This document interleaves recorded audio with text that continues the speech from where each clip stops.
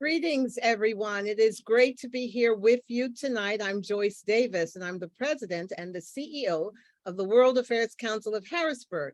Some of you may know about our many programs and activities, and you also may know that we are a part of a national network called the World Affairs Councils of America. Our mission is to help Americans better understand global affairs, and that's why we're here with you tonight. We have major developments in a most important part of the world, Iran. And we're here to share with the people in our region and around the world the perspectives of experts who are closely following developments in this country. And so today, this evening, I'm going to ask that you just join us as we step into trying to understand first of all, the importance of the protests that we have been seeing led by women. And we'll try to also figure out where this might lead with regard to Iran and its relations with the world. So joining me in this most important conversation, I have four distinguished experts. And we have Leila Soltani, who is head of the Persian service of the Voice of America. And I worked with her for several years when we were in Prague with Radio Farda. She is a veteran journalist.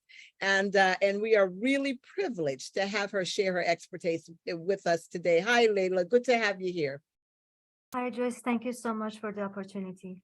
All right, and we also have with us Dr. Mehdi Noorbaksh. Everybody knows Dr. Mehdi Noorbaksh. He is the founding vice president of the World Affairs Council of Harrisburg, but he is internationally known for his global expertise. And of course, he is a native of Iran. Welcome, Mehdi. How are you? Unmute Dr. Mehdi so they can hear your lovely voice. I'm sorry, I forgot. That's all right. Yeah, thank you very much, Joyce. Appreciate it. Appreciate this opportunity. Yeah, I hope we will have a good discussion tonight. Yeah, I'm sure we will. And we also have with us a very good friend and supporter of the World Affairs Council, Behzad Zandieh, who is a leader of the Baha'i community, the faith community in our region. Welcome, Behzad. Thank you so much for inviting me. And I don't have that audacity to call myself a leader, but I'm one of the very wonderful people who are here, and I'm so glad to be among you. Well, he may not call himself a leader, but all of those who know him do.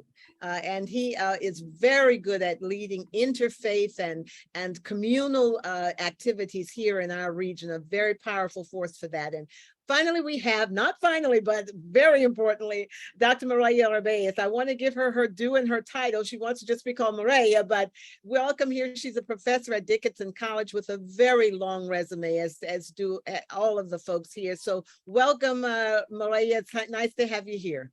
Thank you. I'm really excited to be here, even though the opportunity, the topic is really, it's not something I wish we had to discuss in an ideal world, but we're here and I'm grateful for the opportunity to participate. Thank you. Yes, and Mireille, Dr. Rebeiz is also an expert and follows women's issues around the world, women's history and women's issues throughout the globe. So she is here to provide a very important perspective on all of this. So, hey, let's get started now. We've asked Leila, who is the journalist and who's following this on a second-by-second basis, we've asked her to lay out exactly where do things stand, what is going on in Iran. Sure, Joyce. Thank you so much. So as you may know, for almost 4 weeks now, Iran has remained in a very major nationwide turmoil. Some even call it a revolution led by women, when all major cities in Iran exploded with anti-government protests after a young woman died in the custody of morality police who did not like the way she was wearing her hijab. The country, especially the young people and university students, said enough is enough and went to the streets. The government responded with brutal force, police, special forces, and live ammunition. More than 200 protesters, 23 of them children between ages of 11 to 17, have been killed, according to the human rights organizations. In addition to protests in over 80 cities in Iran, we have witnessed rallies of solidarity with the Iranian protesters in United States and many other cities and countries around the world. So I would like to take a brief moment to go over some unique and distinguishing features of these current protests. This is the most widespread anti-government protest in the past 40 years in the absence of a unified leadership, organization, or a political alliance with any opposition group. Protesters are demanding life rather than death, which makes the theme of the protest limitless and lifeless and timeless, transcending socioeconomic classes, geographical and ethnic boundaries, making it a nationwide, non-localized movement. Demands of the majority of the population is liberty in lifestyle and basic rights for women. Engaging citizens of all ages is another unique feature of these protests, but mainly it's centered around youth, demanding nothing short of a secular state as its ultimate goal. Combining radical demands such as regime change with non-violent methods, which is giving it a flexibility in a wide spectrum all across. It's a digital as well as a physical movement with unprecedented networking capacity. It has received unprecedented support from women worldwide. And last but not least, these young women, these young protesters are not afraid. And I would like to share a personal experience because I grew up as a woman in Iran till I finished high school. And back in my time, when, for example, in our schools, we had inspectors coming to the school to visit from the Ministry of Education or any government officials. By default, we would be so afraid. We would bring all the headscarves all the way down, sometimes even covering up to above our eyebrows, so we won't get in trouble, right? Now, these young girls, we have seen videos of them, that when members of the Basijis are visiting a school during these past 4 weeks, they take off their headscarves and they chant "Get Lost" to the members of the Basij. And this is something that I have never witnessed as a woman growing up in Iran, as a journalist of 20 years covering the stories. So I thought this is one of the main points that I should address.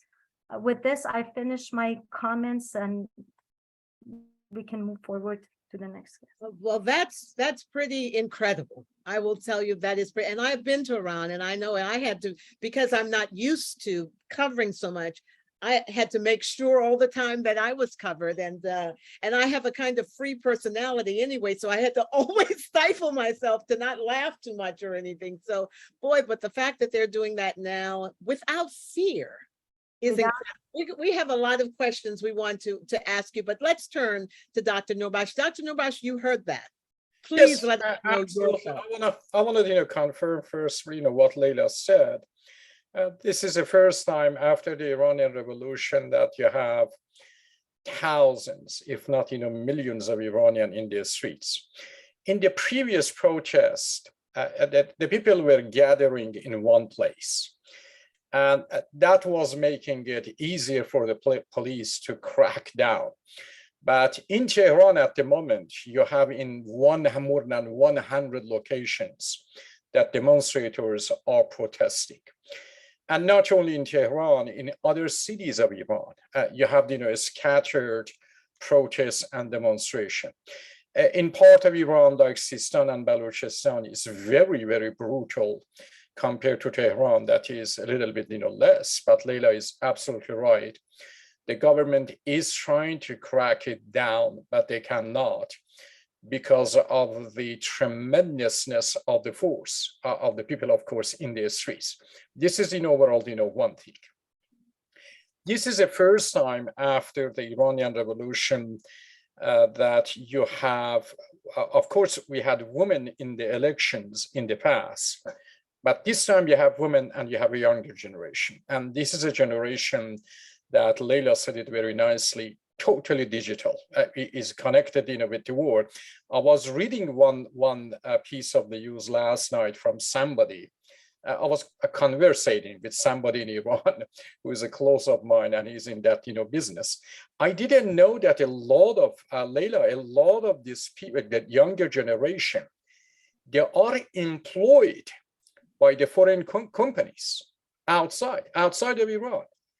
And they are overall, working for them on the contract basis, on other, kind of basis, because the IT in Iran at the moment is absolutely, that industry is flourishing so rapidly. And they hacked the Iranian television 3 times so far during the demonstration. And that is a capability, Joyce, that you see. And the slogan of this, of course, protest is very much direct. There is no external force outside of Iran. I'm talking about political leaders or political opposition, that they have influence in Iran at the moment in terms of bringing the people out, or, for example, polishing their slogans or instigating slogans. Their slogan very much in the last, of course, 3 weeks is women, life, liberty. That's it. That is what, of course, you hear about it here and here and there. It's not about a scarf. Of course, a scarf is a justification. But if you go back and look at, how this regime has treated the women in Iran, and everybody, of course, else, but the women very specifically. When in a country, the women cannot go to a stadium, or they cannot overall, bike, and the cleric overall, are thinking about, those issues. And the regime is thinking about a couple of hairs, and not about 30 million of people who are on the edge of poverty at the moment in Iran, or under poverty in Iran. And Joyce, poverty, according to definition, is around $6 a day. $6 in Iran at the moment, with the dollar 30,000 humans for each member of the family, is 180. And if you want to look at it, this way, 1 pound of meat at the moment is about close to about 60,000 human. 1/3 of that 180 that we are talking about, with a lot of other things, of course, is gone. The country is very much deep into poverty, and the government is not concerned about any of those issues. Internally, this is a situation I do want to explain a little bit more. I go through it.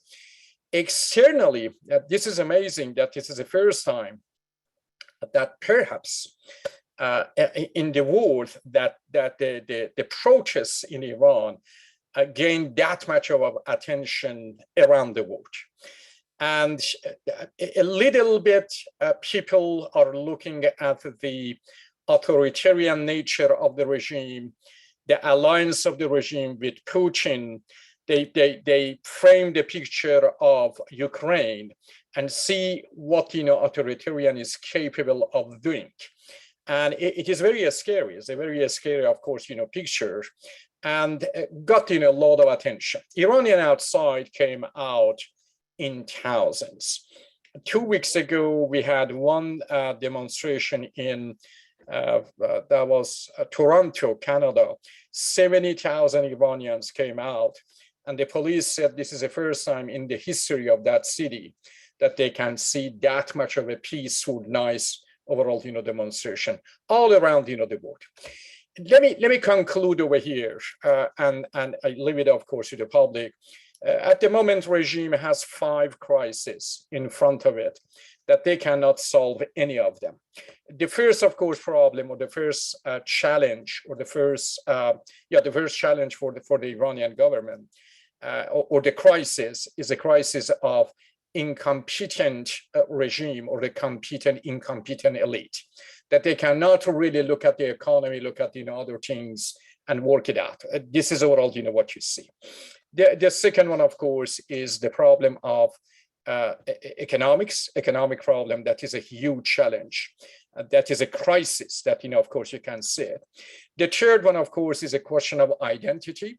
A lot of Iranian, and the challenge of identity, a lot of Iranian who are in the streets at the moment, they are less than 40 years old. Iran has a very young population. Close to about 70% of the population is less than 40. They have not seen the Iranian Revolution, and what they have seen the misery of the Iranian Revolution.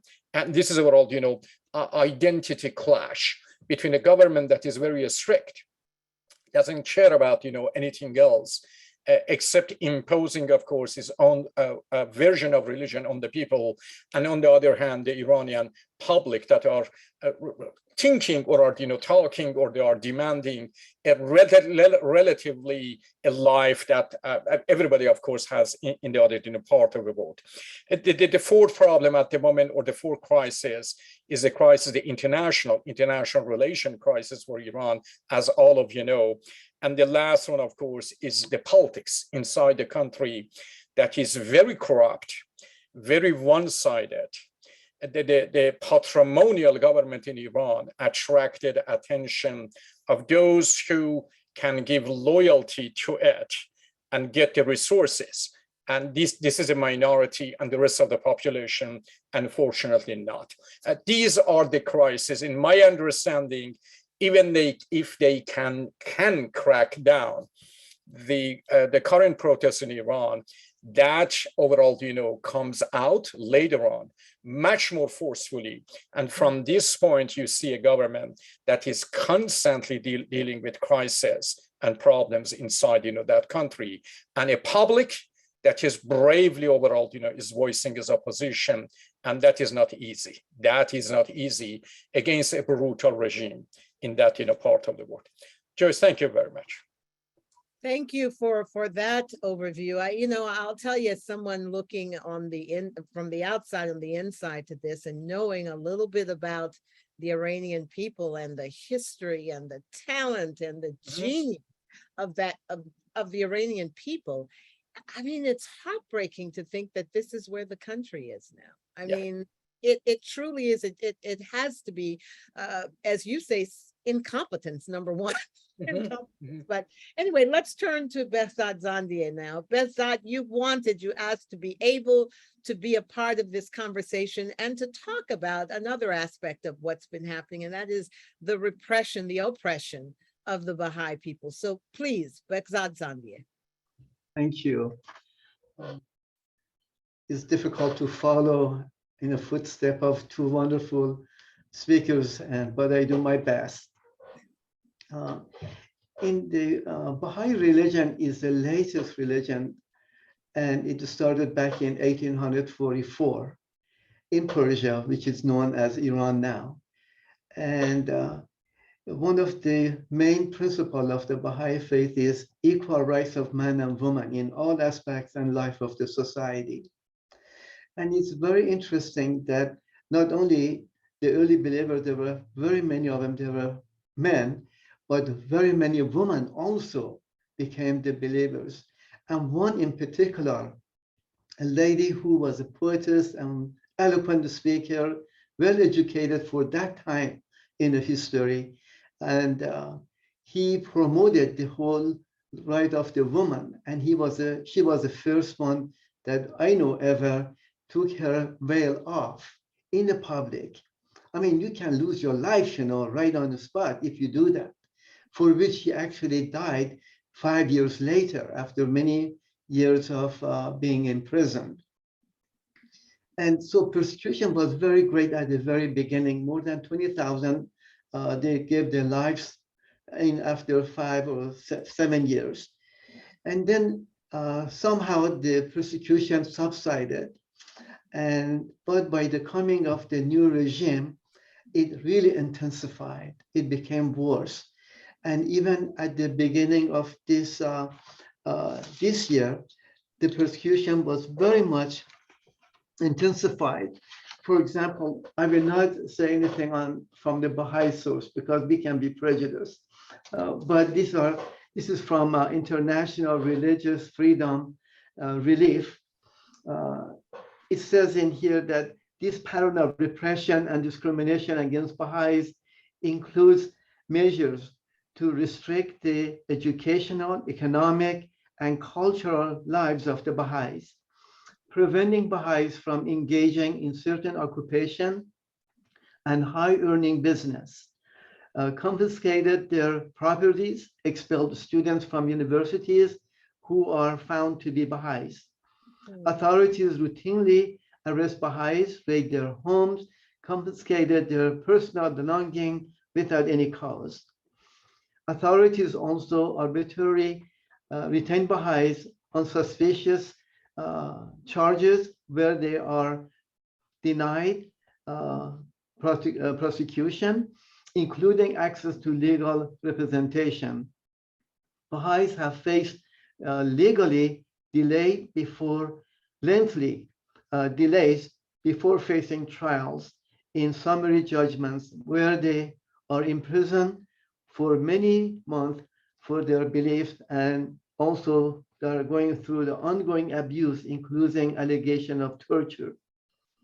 And this was signed by 7 countries, including United States, Australia, Brazil, Denmark, Estonia, Israel, Lithuania, Netherlands, Czechoslovakia, and United Kingdom and US.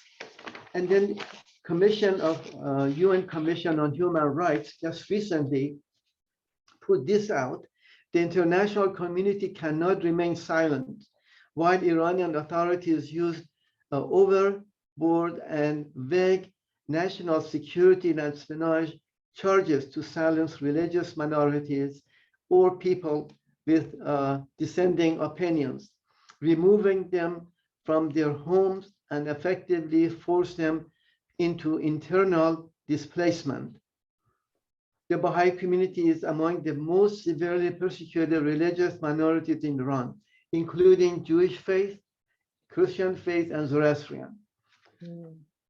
On April of 2022, the experts received reports that over 100,000 Baha'is were awaiting imprisonment following their initial arrest and hearings.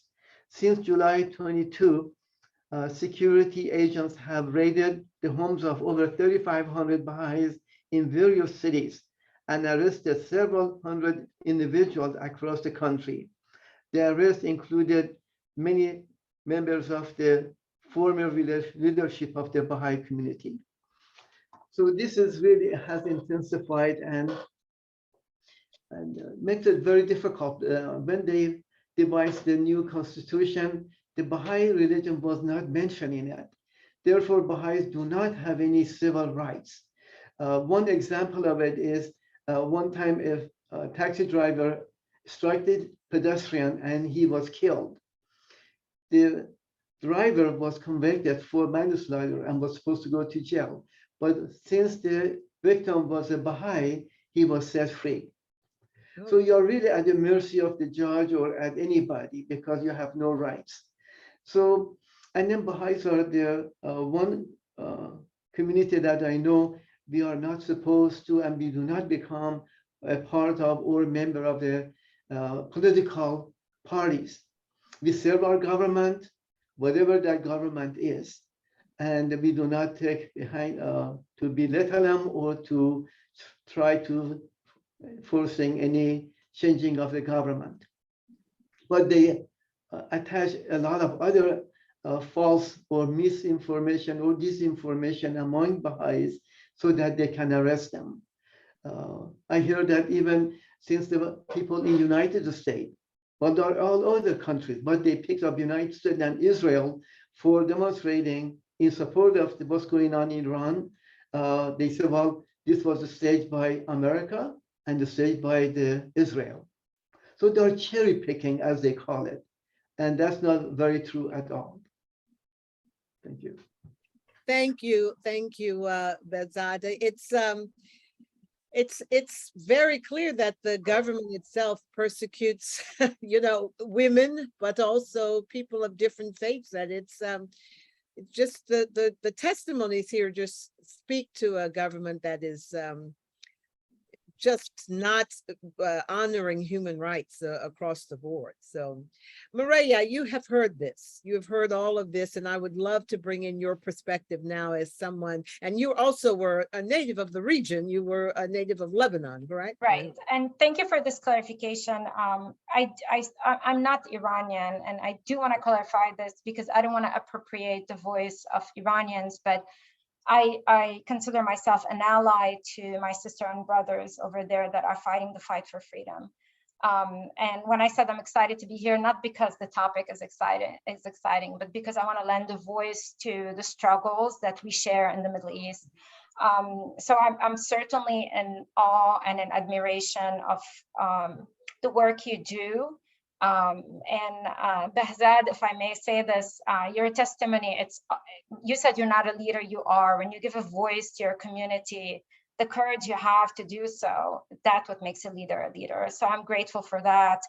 I have a couple of other, the unrest in Iran is not new. We had a couple of waves before. I mean, my colleagues mentioned that it's the uniqueness of it now. It's that it's multiple ethnicities that are participating. You have the Kurds, you have the province in the West that have an Arab population that are participating in it.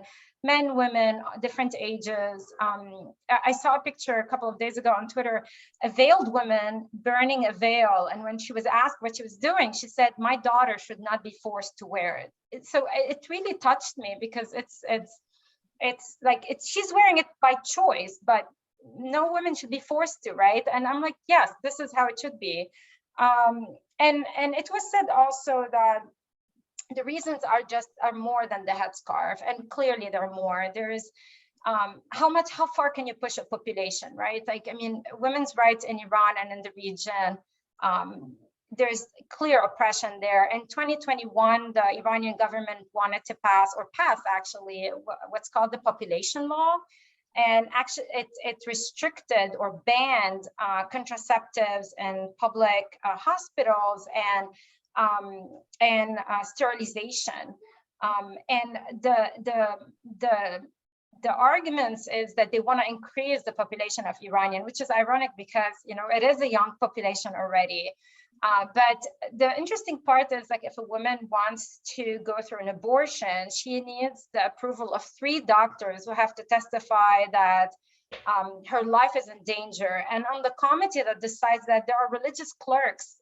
It's so clearly the scarf is just the tip of the icing. There's have been repression. I mean, the Iranian soccer game that it was mentioned, you can't even. I believe a woman was killed because she dressed as a boy to attend a soccer game one time. So it's truly, it's like the fed up. But also it's important to talk about the economics behind it. As a Lebanese, I'm angry for my Iranian brothers and sisters when I see that Iran is sending millions of dollars to fund terrorism in the region, to fund Hezbollah, to send weapons to Iraq and Syria and Lebanon. But the irony of things, when Iranians are waiting in line on the, to get gas, Iran is sending ships to fund, Hezbollah with oil and gas. So you would be fed up too. So it's not just the scarf. It's just being fed up with this overall corruption and seeing that you're not treated as a human being. You're not treated as an equal. And the beauty of the revolution now, the feminist revolution, since it's led by women, is that it's showing the flaws of the Islamic revolution of 1979. Because in 1979, when they got a lot of women to participate in the revolution, one of the arguments was like, modernity is bad for you, the Western world is bad for you, Islamic values are what's gonna get you to real freedom. And whether it's true or not, that I'm not discussing the religion itself, but it showed itself today that it's as corrupt, if not even worse, than the previous regime. So the Islamic revolution did not free women as they promised them in 1979, and that was a big lie. And so a mixed feeling about where we're going from here. On the one hand, the Arab world is watching, and I'm thinking of the Arab world because that's more my expertise than my home. So you had support from Iraqi women, you had support from 90 scholars in Lebanon. They wrote a letter, protested in support of the Iranian women, Tunisia as well. So the Arab world is watching, and I'm hoping that this truly is going to lead to a feminist revolution in the region. On the other hand, the frustrating part is the silence in the West. With all my respect to our fellow Ukrainian and the true struggles they're experiencing, media is flooded by what's happening in Ukraine, and maybe a 2-minute segment on what's happening in Iran, knowing that they are interlinked, and not to think that there is a link between the Ukrainian crisis and war and the uprising in Iran. To think that they're two separate is truly a narrow-sighted, a poor interpretation of international relations. We're not seeing Iran in the media, and so how do you lend a voice to that, right?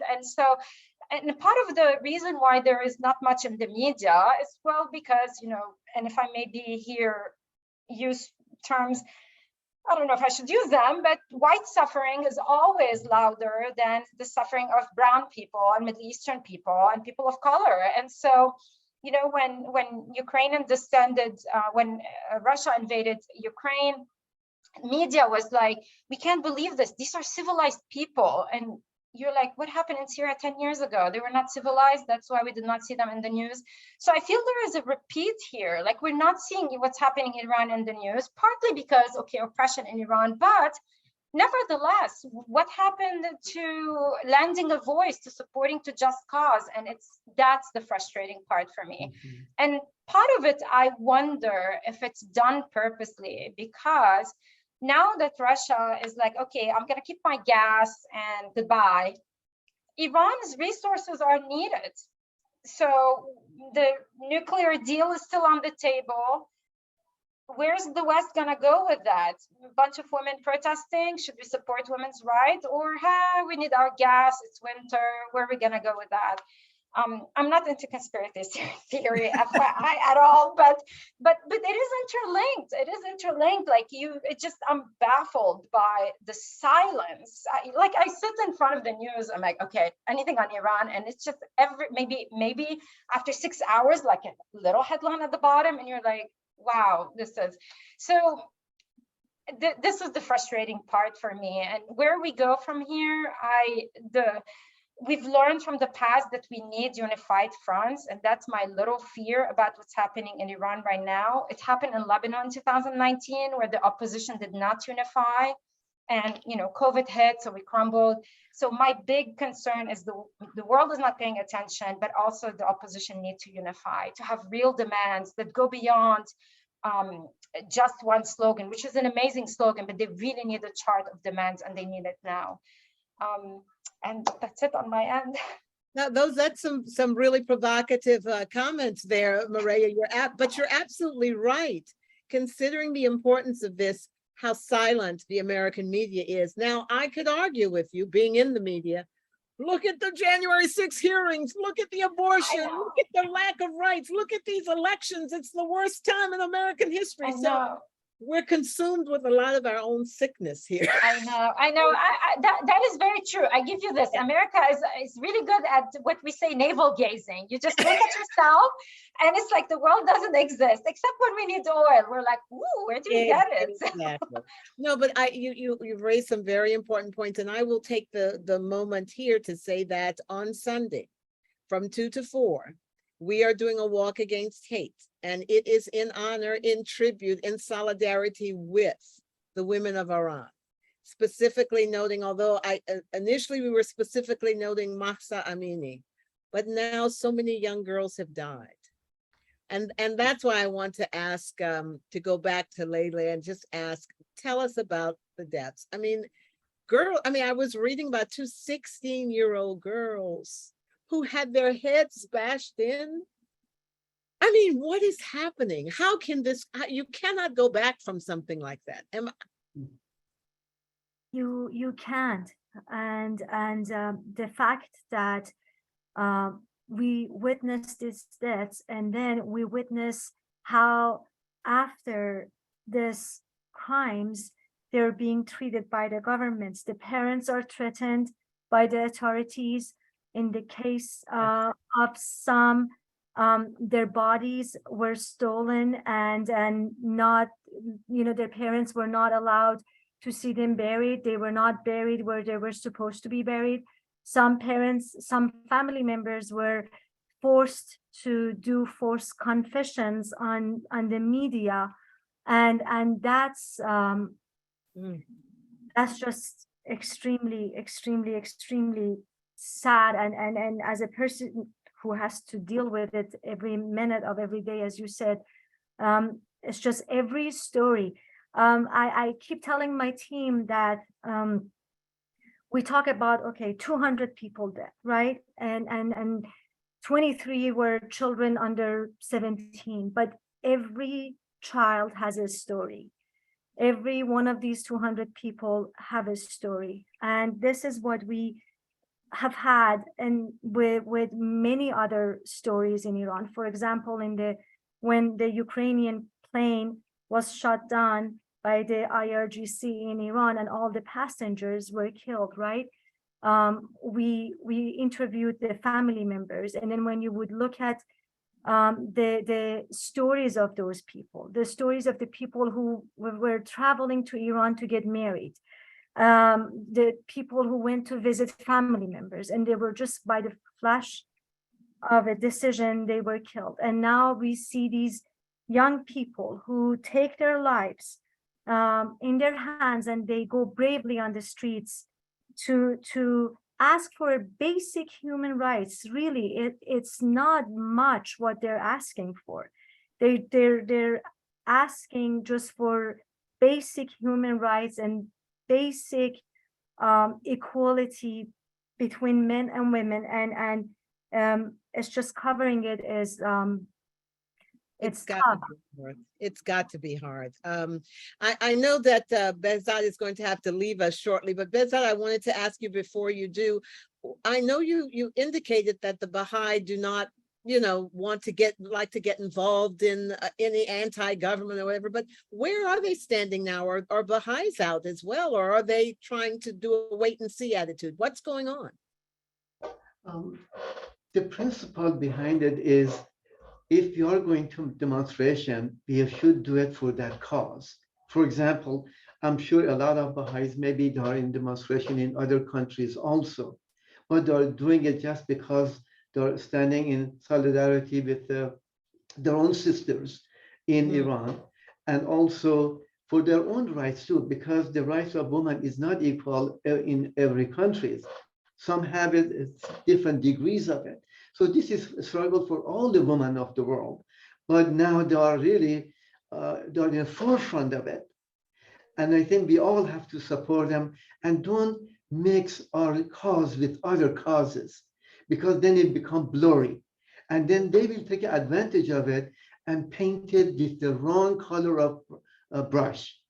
Okay. For example, we should not go for demonstrating for the right of the woman in Iran.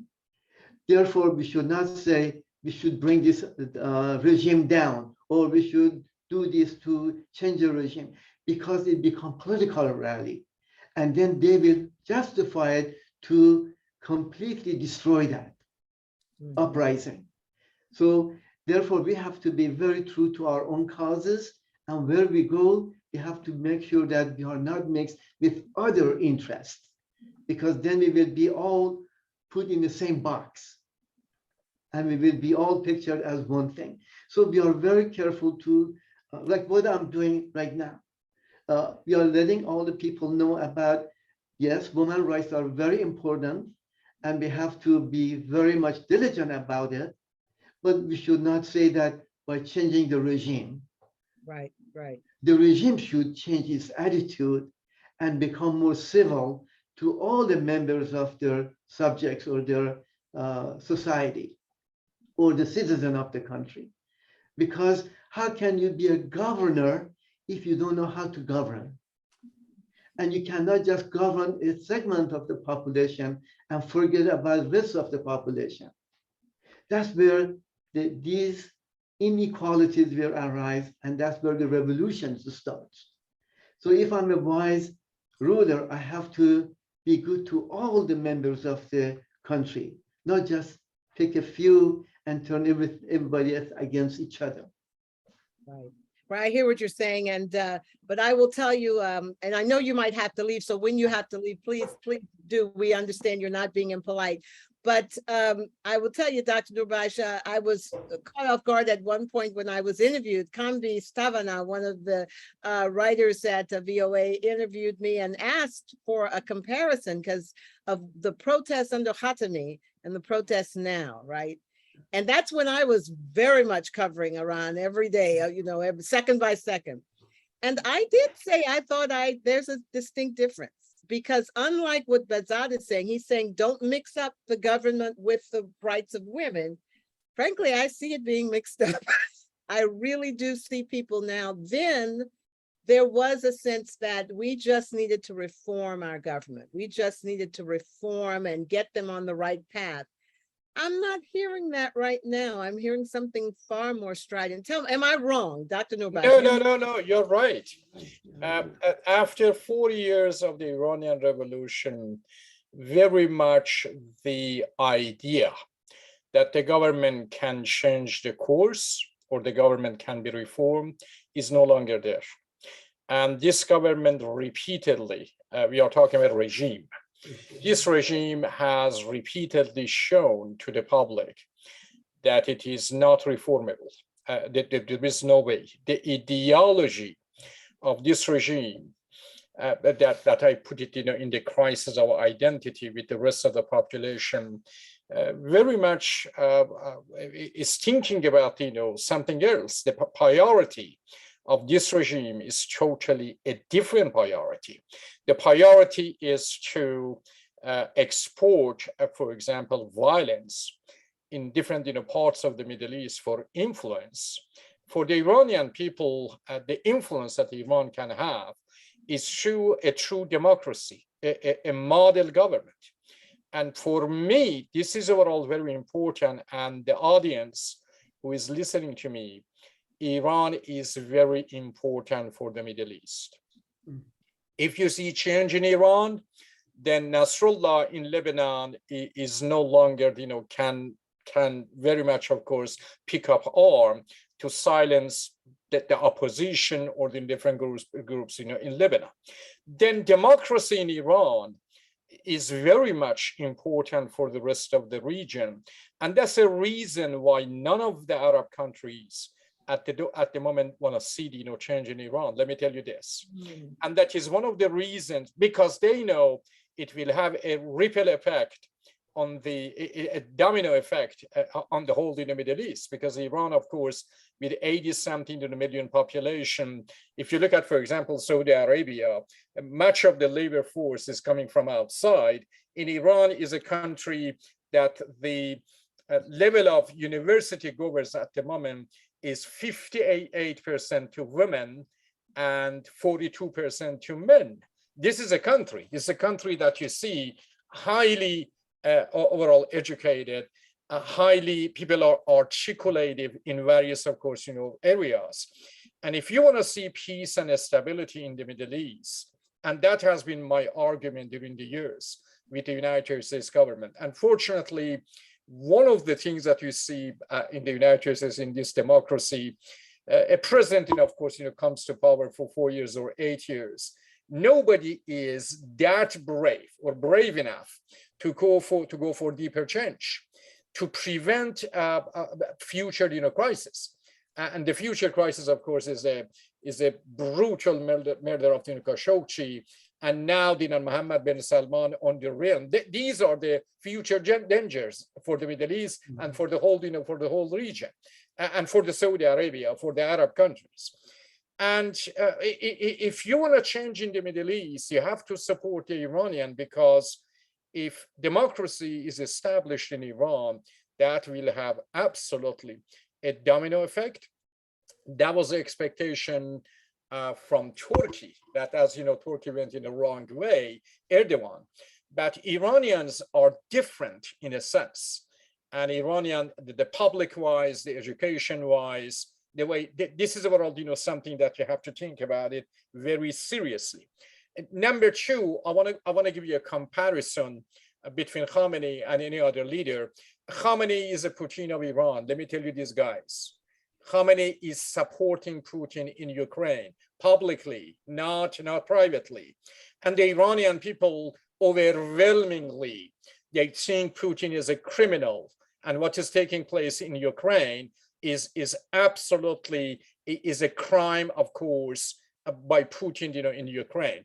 Then you look at, the value of the Iranian people, look at the importance of Iran as a player in the region. I'm talking about the people.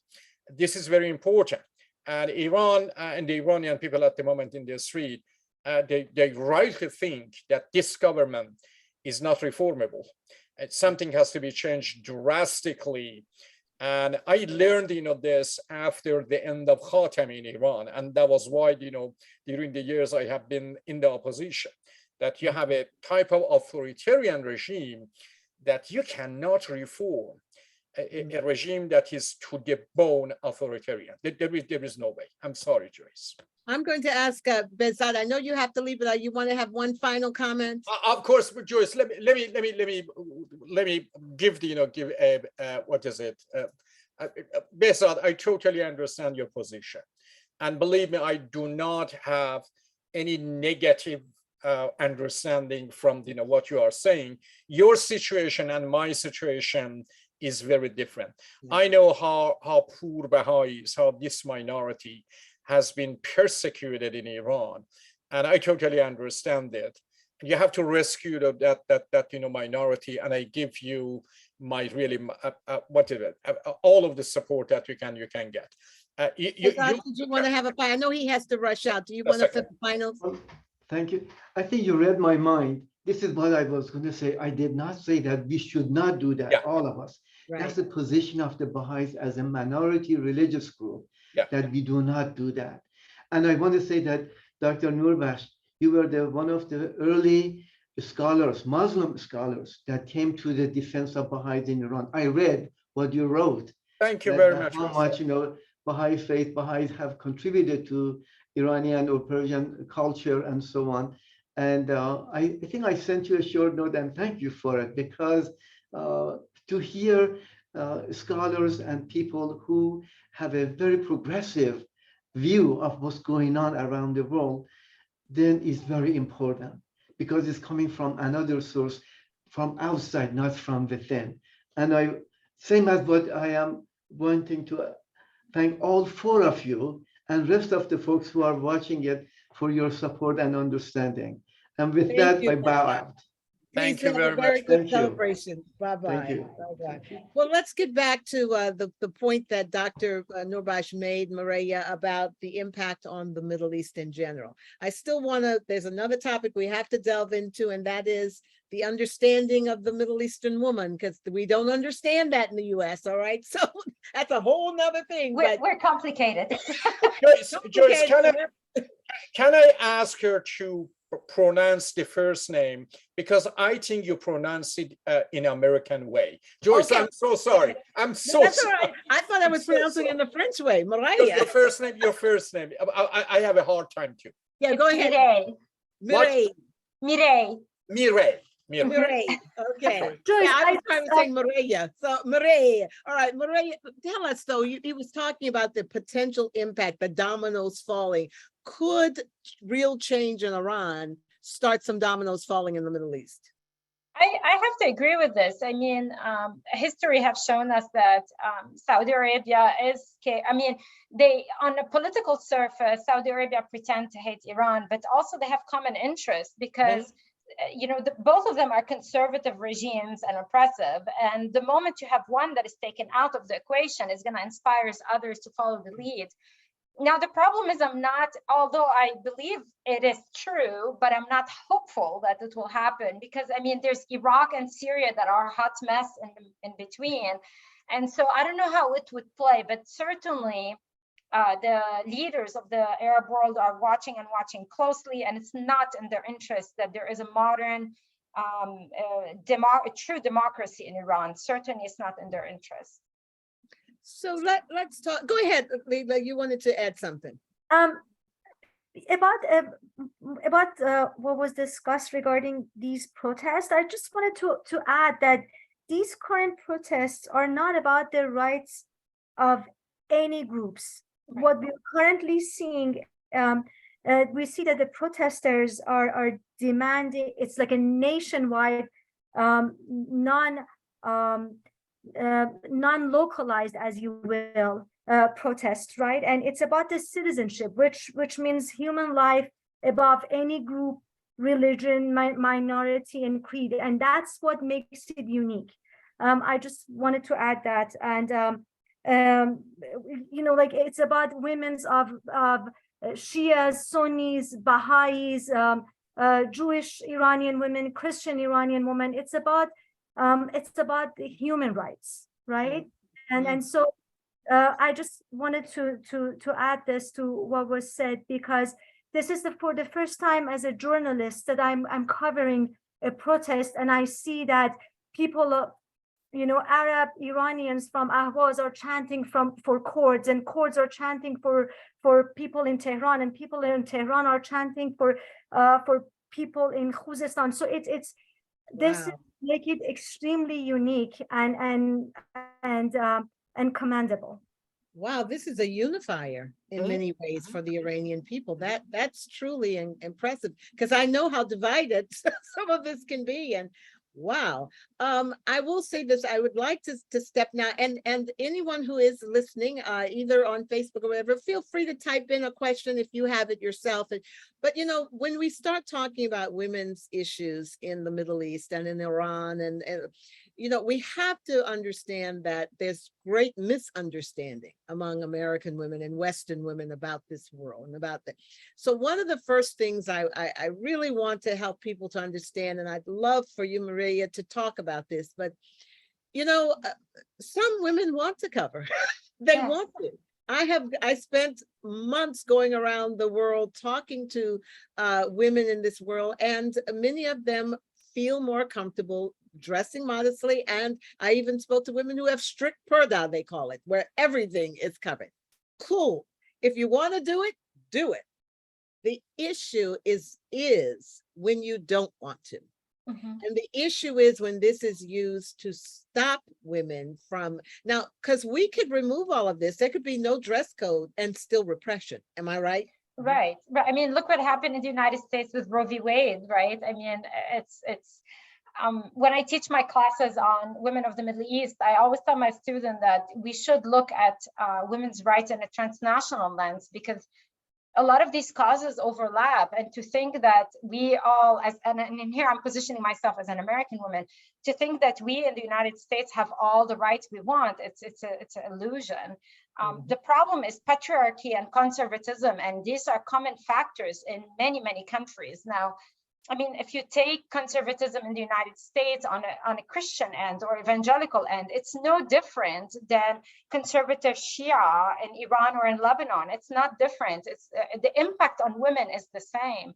But to go back about the veil, I just want to clarify, I'm not a scholar in Islamic studies, but with my understanding of Islam and growing up in Muslim country, or Muslim majority country, I should say, it should be definitely a choice. And my understanding is that the Quran does not require a woman to fully cover. It's actually a hadith and it's much debated whether the hadith, it's debated whether the hadith is reliable or not, but the Quran does not require the burqa, does not require a woman to cover her face. There's certainly verses about, being prudish and covering the hair.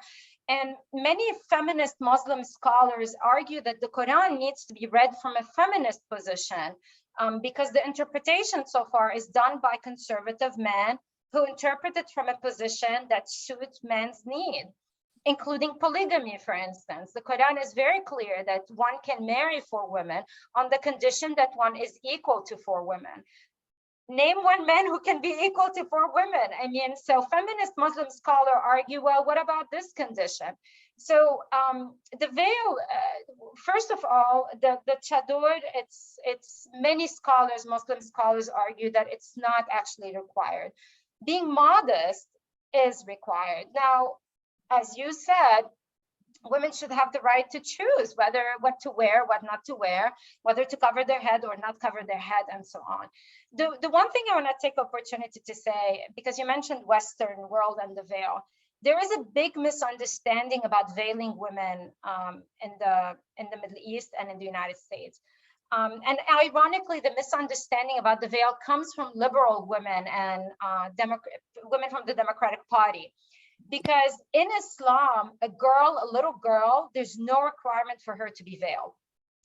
Girls can be veiled when menstruation starts, when they become possibly of age of marriage, right? So in the United States, when we promote diversity, we see these little cartoons of little girls that are veiled. We Middle Eastern women are fighting against that because a girl have no consent. A little girl cannot, she did not, when you're 6 years old, A, you're not of marriageable age. B, if a man is looking at you, shame on him, he's a pedophile. And C, the Quran does not require it. So something that frustrates me, and as a liberal woman, I'm saying this to my sisters out there that are liberal. When we want to support diversity, it's extremely important we know how to support it, and we become educated about this. So when we represent little girls veiled as a promotion of diversity, it's not, because we're taking away the right to choose from these little girls, something that we Middle Eastern women and Muslim women are fighting for. It's the right to choose to wear the veil or not. Got it. Leila, did you want to comment on that? And then we're going to have Kayla read a question from our audience, but go ahead. Sure. I just wanted to say that this is at least in Iran's case right now, with what we're seeing is like, it's the first time that we see a strong voice from a Muslim majority country telling the world that they just want religion out of their lives, right?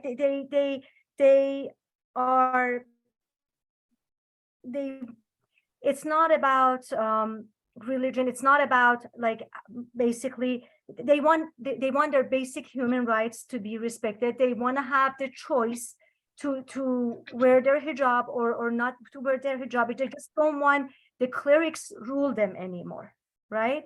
Mm-hmm. And that's the what they're asking for. They're basically asking for the clerics to leave the government. And I know they don't want to deal with it anymore. They don't want to deal with the interpretations of Quran. They don't want to deal with the interpretations of the religion. They're just fed up with it all, if you will, because of everything that has happened, because of the past 40 years, because of the interpretations that they have made women half of a man when it comes to the inheritance law, when it comes to the marriage law, when it comes to compensations, when it comes to a mother who has lost her child, who has lost her husband, to have custody of her children, for a woman who wants to leave the country, have to have a permission of her husband.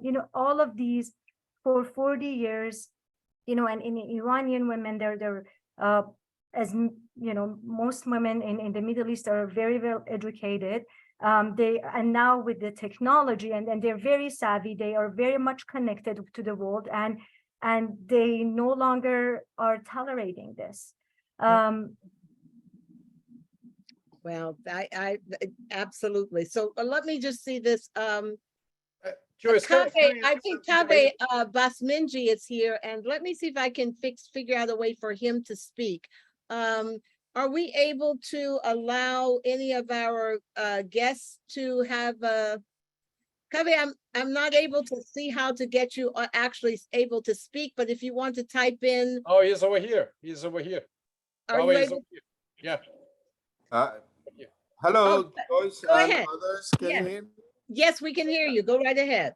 Kaveh, can you show your picture? We want to see your. I don't know how. I don't think it can, but go ahead and ask. Okay. Okay.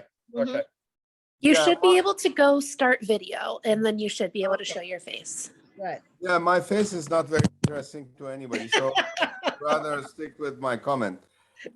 So I would like to point at a delicate border here, and that's what the so-called Islamic reformists or Islamic thinkers or interpreters of a new version of Islam are trying to enforce on the people who are fed up with what you've been all talking about, like all the mandatory and all the male-dominated and all the patriarchal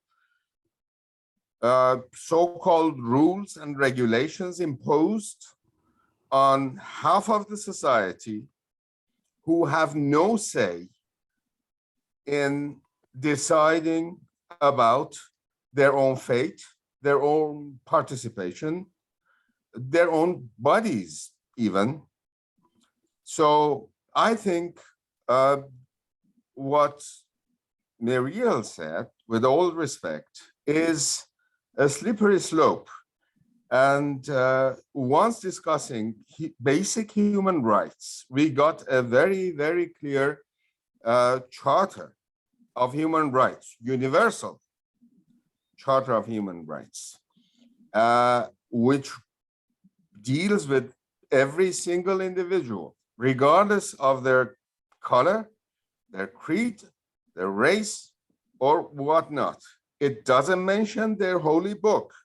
So it is, in my opinion, a slippery slope if one tries to revert or to go back or to quote holy scriptures in quotes, be it the Quran, be it the Bible, be it the Gospel, be it the Buddhist text, be it the Hindu texts, because that is the very basic point of deviation from human rights. That is the seed of the difference and discord and fighting and bloodshed throughout the history. So my opinion is that— Yeah, we hear you, Kevin. I will finish very quickly.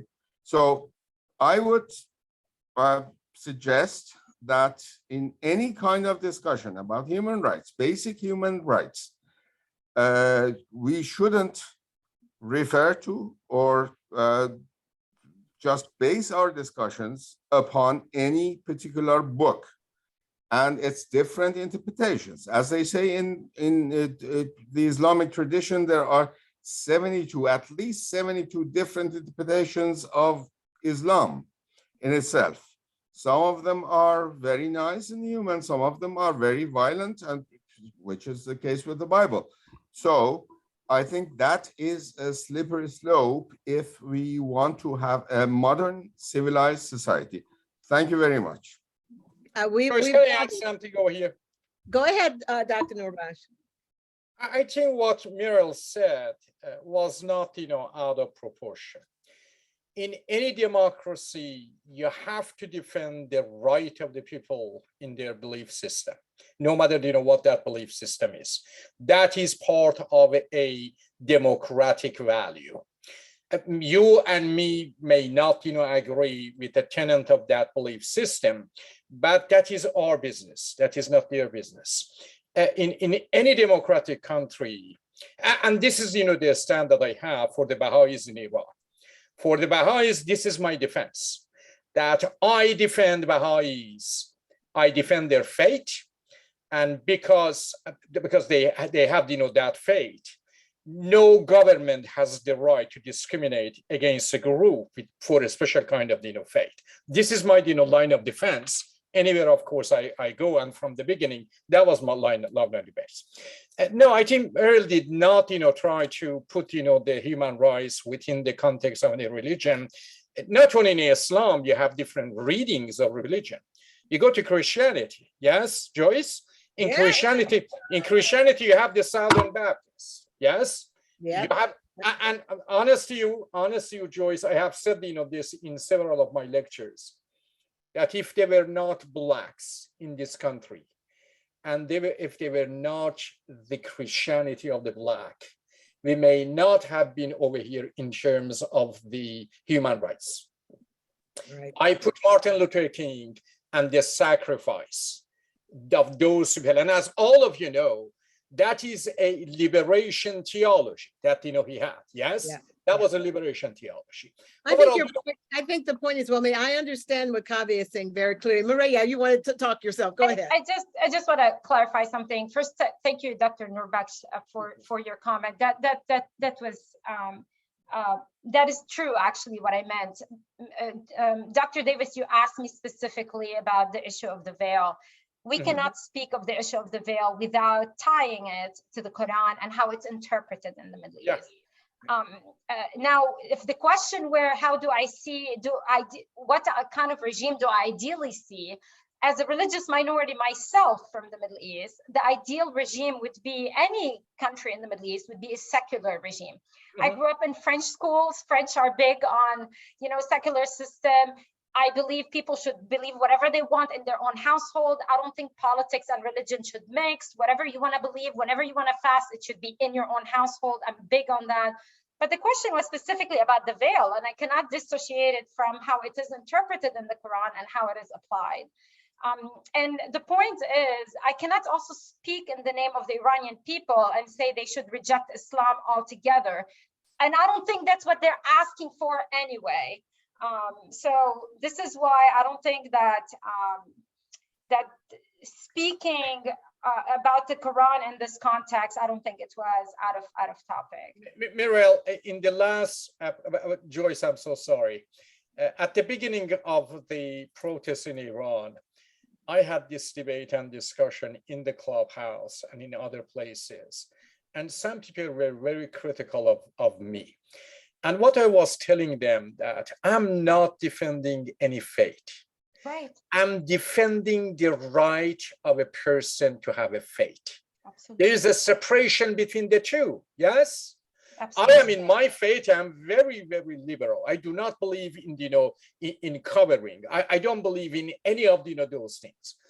But coming and saying that because this regime in Iran, under the name of one religion, committed a lot of crime, then you come to the conclusion that that is because of the religion. No, dictators in different parts of the world. Look at Putin.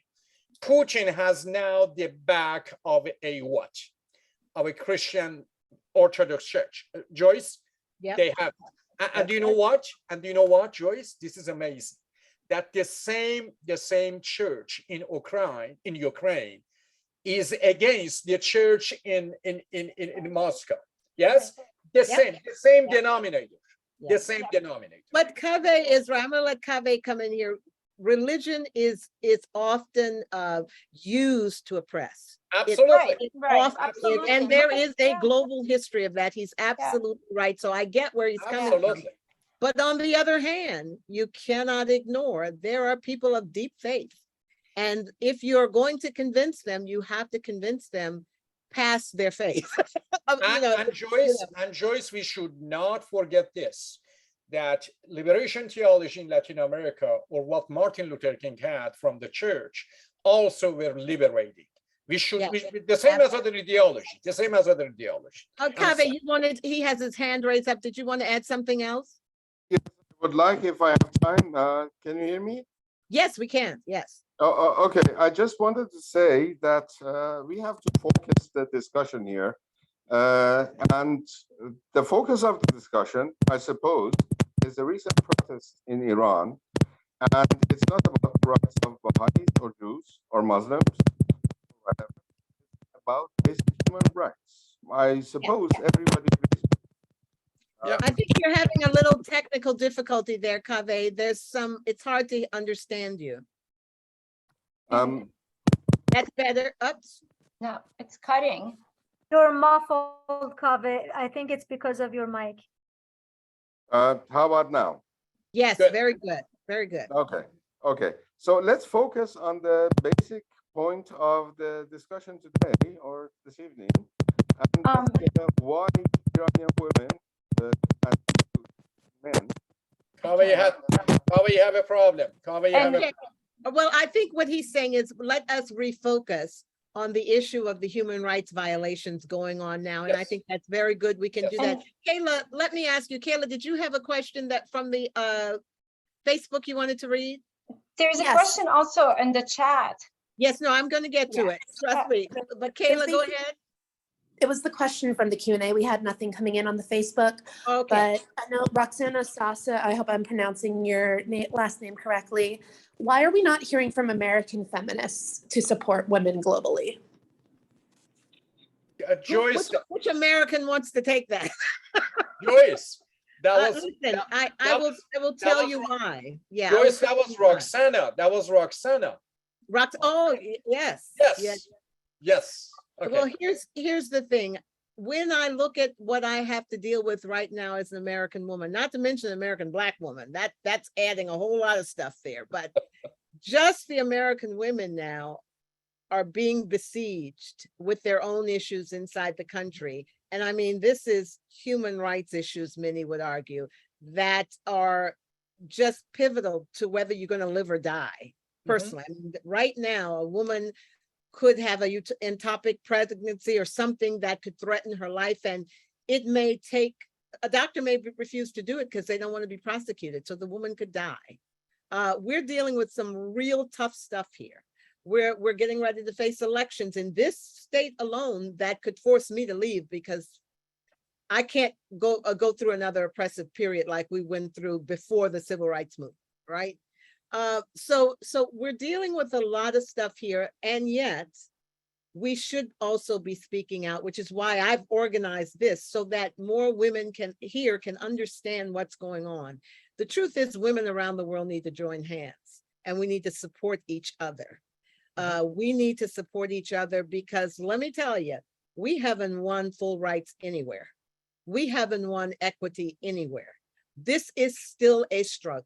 It's a struggle exterior, but it's also a struggle inside homes. I'm going to go to a dinner on Saturday where there's going to be a lot of discussion about domestic violence, where men feel they can beat their wives.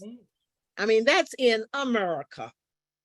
So yes, we should stand and will stand, and I'm going to do all I can to make sure that American feminists know. But again, we're all in a struggle, unfortunately. So we are almost at the end of our time. We're at 7:16. I'm going to now ask Leila to just give us some concluding remarks and also to tell us where, as you're looking at this, what are you covering? Where do you see this going? So, like it's a bit premature to really say if this is gonna lead to a regime change, if this is a revolution, and what's gonna happen, even though that we will hearing squabblings from different oppositions group about like power sharing and all of that. I believe from what I see on the ground, it's still a bit premature to say that. What I can say is that we will never go back to pre-protests. Iran has changed. Iranian young generation of Iranians have made this immense change within the country, and there's no going back, right? This is something that I can say for sure. And as for the support, I have to say that you're absolutely right by saying that we don't see as much support as we would love to, but it's getting there little by little, and it's because of the hard work of Iranians, both inside and outside Iran, right? Trying to give their voice. People from outside are trying to give people from inside their voice, and we've seen protests in tens of thousands of cities all over the world. We are now seeing people from Hollywood stars to artists to everybody coming out. They're cutting their hair in show of support for what's happening in Iran. And I know it's been a month and it's long overdue, but this morning we actually interviewed NSC's strategic communication coordinator, John Kirby, and he basically told us that, quote, Negotiation to revive JCPOA is an impasse. No diplomacy going on now. They said that concentration is not the negotiation. The U.S. government's basically concentration is no longer the negotiations, and their focus is not on what's happening in Iran. So this is like a major move forward. And then also a bipartisan resolution was introduced to the Senate by 11 sponsored. They are in the support of the Iranian people, and they are asking for more sanctions on human rights, things that they were like, because it's always this issue of human rights in Iran was always a subject, right? It was always about the nuclear negotiations, right? They never wanted to mix human rights or Iran's malign activities in the region, their support of Lebanon, their support, Hezbollah, what they do in Iraq. None of that was ever a part of all of this. But now we see that little by little, the whole scene is changing, and we can only be hopeful to see more support for what's happening, and only with events like that and basically spreading the word is when we can see results. Very good. Well, I'm going to thank all of our speakers for joining us here today. Thank you, Kaveh, for being here with us. It's nice to have you here and stirring up the conversation. But I will also say we will continue to do our part to get the word out about the women of Iran and what is going on, and to stand with you in solidarity. We, again, will be out walking against hate from 2 to 4 p.m. Sunday from the Civic Club of Harrisburg. If you are in the region, we invite you to come join us to have a strong show of support for the women of Iran. And we promise you, we will be calling Leila and others back here again to keep this information before our public. So again, good work, Leila, good work, Kaveh. Thank you, Mireille, for being with us. And Dr. Noorbaksh, let's keep up the fight, guy, okay? Thank you, appreciate it, absolutely. All right. Joyce. Thank Absolutely. you. Bye-bye, everyone. Have a good evening. Thank you.